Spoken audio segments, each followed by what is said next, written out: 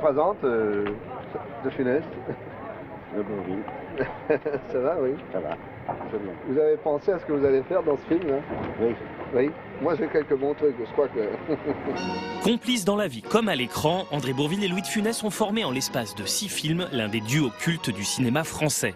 Se taper un cochon de la rue Poliveau à la rue Le Pic, se farcir toute la traversée de Paris avec partout les flics, les poulets et les frites. Et les souliers qu'on use, le tout au pas de chasseur, en plein noir, 6 kilomètres. Oui. Ah, toi, je te demande rien, hein. C'est bon, disons 400 francs. Oh, mais à ce prix-là, chercher des clochards, moi je suis un homme. Quand on voit fonctionner ce duo dans la fameuse scène de la traversée de Paris, avec Gabin au milieu, on se rend compte que Gabin, c'est un personnage exceptionnel, c'est un personnage hors norme. Il est entre deux Frances. La France qui profite, la France colérique, la France des salauds, c'est de Funès. Et la France gentille, la France qui a un bon fond finalement et qui se fait avoir, et ben ça, c'est Bourvil. Ce personnage simple et un peu naïf, Bourvil l'a trouvé dès le début de sa carrière en chantant dans les cabarets, un style qu'il gardera toute sa vie. Je joue la mandoline. Il a une science phénoménale du tempo. Quand on écoute vraiment avec le métronome comment chante Bourvil, on se rend compte qu'il est tout le temps en retard. Il nous fait entendre la note juste après que nous-mêmes on ait eu envie de la chanter. Non de non. Donc c'est quelque chose de tout à fait inaccoutumé et qui est vraiment une technique de jeu qui va avoir également au cinéma.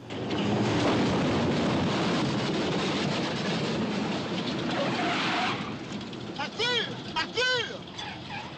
Hé, Arthur! Qu'est-ce qu'il y a? On avait dit qu'on irait tous les deux, hein? Bien?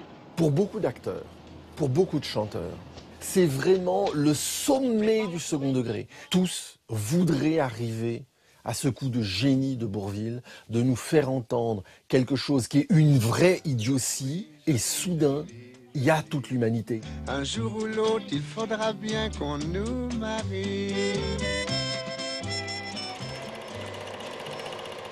Est-ce qu'il y a un rôle plus particulier dans sa filmographie qui vous a marqué?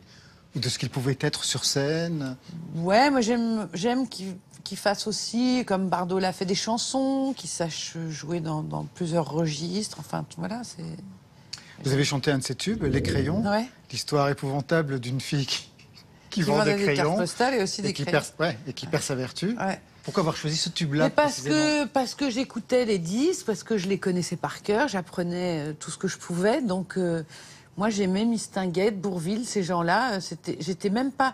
J'aimais George Milton, qui était un chanteur. Il était mort déjà depuis très longtemps. Je sais pas pourquoi je me suis plongée là-dedans, alors que c'était même pas de mon âge. Mais... Oui, c'était pas du tout la variété de votre âge. Non. On n'avait pas le droit de regarder la télé, donc on avait ces disques-là. Voilà.